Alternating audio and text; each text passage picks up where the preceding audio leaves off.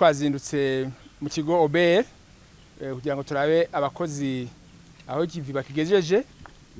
Twabonye ko mu mwaka uheze bari bashikanye ihangiro twabahaye leta yabahaye kugira ngo batoze amafaranga aja mu kigega rusangi ikigega ca leta, ariko biraboneka ko muri iki gice ca mbere mvuga amezi ane ya mbere itozo ry'amafaranga aja mu kigega ntiriko rirafata umurongo nk'uko byari biteganijwe. Hariho ihangiro turiko turashikanako mu kwezi kw'indwi, k'umunani, ukw'icenda, ukw'icumi n'ukw'icumi na rimwe. Biraboneka yuko ihangiro twihaye litazoshikwako.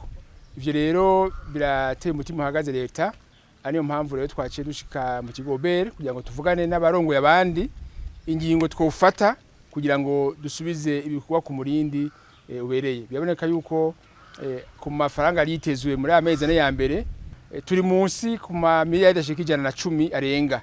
Numva yuko bice bituma ibikorwa bya leta bicumbagira ntitubirangure nkuko byari biteganijwe. Tukabaha impanuro rero insiguro ziriho zimwe zimwe nk'ivyo bavuze bijanye n'ibitoro n'amafaranga b'amakungu, ariko ivyo tubona ko bidakwiye kugira ngo dushobore kuja munsi kure gose y'umwimbu. Hariho rero inyifato abakozi b'ikigobe bateza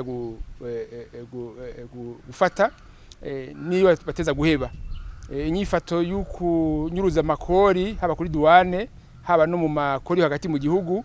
Ivyo twabaye impanuro ko bagomba kuvavanura navyo, hanyuma kandi ngo bagomba gukurikirana abatanga kori, kuko abatanga kori muri iyi minsi basa nabijajaye bimwe byo gutanga papuro nyemeza buguzi ariyo facture, ubu basa nabadebukiwe. Ivyo navyo bigaca bituma ya mafaranga twatoza ko bita TVA byakonyongera agaciro ugasanga nturironse. Bisaba rero yuko abakozi basubira kuva hasi kugira ngo bakurikirane abatanga kori, amafaranga yose yinjira mu kigega yose yinjireyo. Mu bituma badakora neza hariho aho bakorera n'ibikoresho, ari nayo mpamvu twaciye tuza kuraba n'inyubako leta yateguye kuzoshiramo ibiro byose bya OBR. Murabona higeze naho nyene batubwiye ibibagoye, nibyo twashaka twirabire turabe inyubako igeze, turabe nyene twoyinyarutsa, kuko murabona ko biriya biro bakorera ko kuri Paul haba nibi bakorera mu ngaha mu Kigobe ntibikwiye, ibikoresho usanga bidakwiye, abakozi bicaye ku buryo butabereye.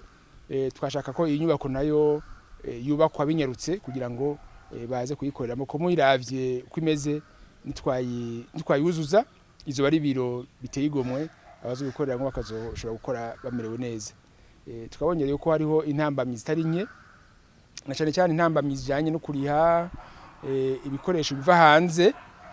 Twabemereye ko tugiye gushiramo inguvu kugira ngo dukora ni banki nkuru isanzwe ifasha mu kuriha ayo mafacture y'ibikoresho biva hanze kugira ngo bishobore kunyaruka.